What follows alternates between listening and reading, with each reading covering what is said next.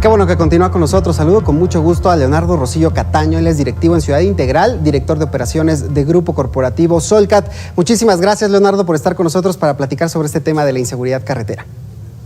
Muchas gracias, Alejandro. ¿Cómo estás? Buenas tardes. A ver, yo comenzaría preguntándote. ¿Conocemos la incidencia delictiva, por ejemplo, de la México-Puebla-Córdoba, de la de Querétaro-Celaya o, por ejemplo, también la de Monterrey-Reynosa? Tenemos los datos, están ahí.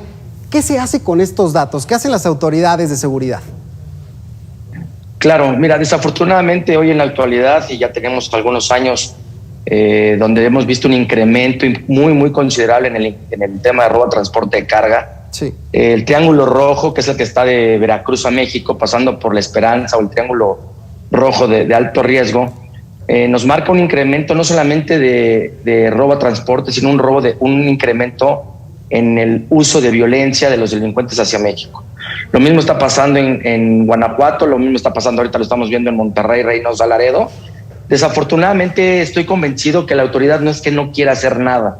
Incluso el día de hoy por ahí salió una nota donde hay mucha deserción por parte de los elementos de la Guardia Nacional o de las Fuerzas Armadas del país.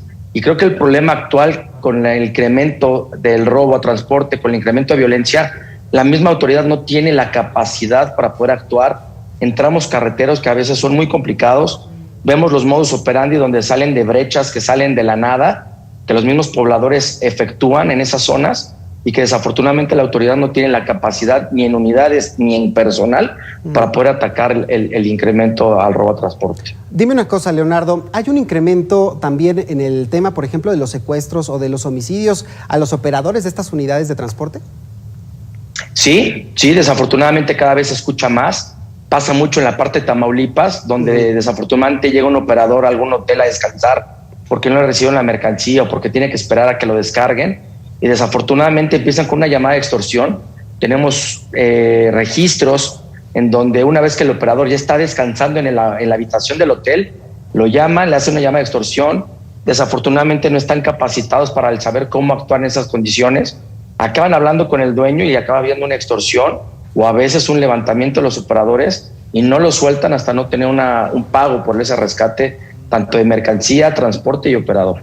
¿Hay alguna manera, Leonardo, de proteger a todos estos operadores? ¿Lo hacen a través de las empresas o incluso a través de las autoridades que tengan un tipo de seguro especial para justo atender este tipo de situaciones? No, que yo tenga conocimiento, un tema de seguro no existe, no hay como tal un seguro para las personas relacionadas al robo de transporte. Algo que estamos empujando mucho hacia nuestros clientes internos y en algunas pláticas que nos han invitado a compartir, creo que el uso de la tecnología lo tenemos que empezar a utilizar más, no solamente el tema, o sea, tenemos que utilizar custodia para el transporte, sí, dependiendo la zona, dependiendo la ruta, dependiendo el tipo de mercancía, los horarios, pero también es importante empezar a utilizar tecnología en las unidades de transporte para que nos ayuden a contrarrestar lo que está pasando hoy con el robo a transporte. Ahora, ¿qué tanto la tecnología se vuelve aliada también en estas cantidades millonarias que ustedes invierten para poder darle seguridad a los operadores en estas rutas que además son peligrosísimas? Pero ¿qué tipo de tecnología puede hacer que realmente inhiba el delito o incluso se dé con estos delincuentes? ¿Qué tanto, una vez conociendo también esta información, las autoridades pueden actuar? Fíjate que poco a poco se va evolucionando más en el tema de robo a transporte. Sí. Estoy convencido que el tema de la tecnología en los transportistas va muy despacio, cuando la delincuencia va muy rápido. Utilizan jammers, vemos que cada vez, a pesar de que el jammer ya está prohibido en Constitución y en leyes, de que es un delito federal, desafortunadamente la venta, comercialización del jammer, que es el inhibidor de señal, se sigue utilizando, se utiliza mucho más de lo que se utilizaba antes. También es importante mencionarlo.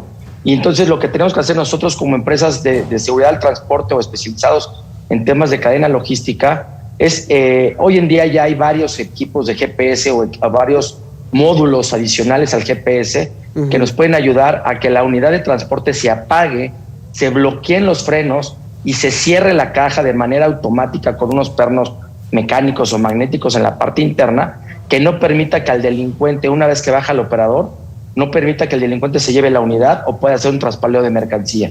Entonces, sí hay, ya empieza a haber esta tecnología.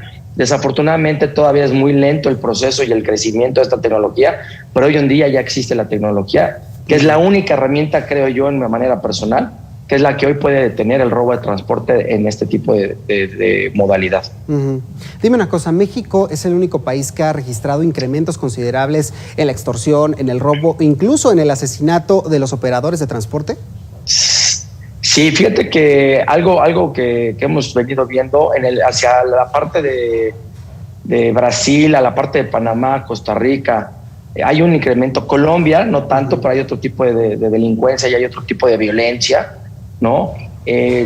Creo que México es el único país que tiene el problema hoy por hoy de ese nivel de robo con ese nivel de violencia. Desafortunadamente vemos casos, hay casos muy violentos registrados por nosotros. Por ejemplo, te voy a hablar de un caso de Lázaro Cárdenas, México, donde te llega un comando de 7, 8 vehículos con 15, 20 personas, armas largas, rafaguean unidades de transporte, rafaguean unidades de custodia, donde alcanzan a lesionar o a veces hasta matar a los operadores, ¿no?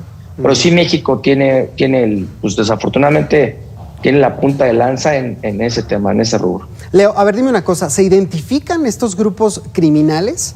¿Ustedes o incluso los operadores logran saber a quién se atribuye de pronto este tipo de actos? Sí se alcanza. Fíjate que nosotros que trabajamos mucho con el tema de la prevención, que somos especialistas en todo el tema de seguridad logística, pues hacemos mucho el cuadro de información y un cruce de información donde podemos sacar evento a evento, no sea nuestro propio evento, sino eventos que te vas enterando con colegas, con compañías hermanas, con empresas con las que tienes contacto. Y en esos cruces de información, pues sacas muchas coincidencias.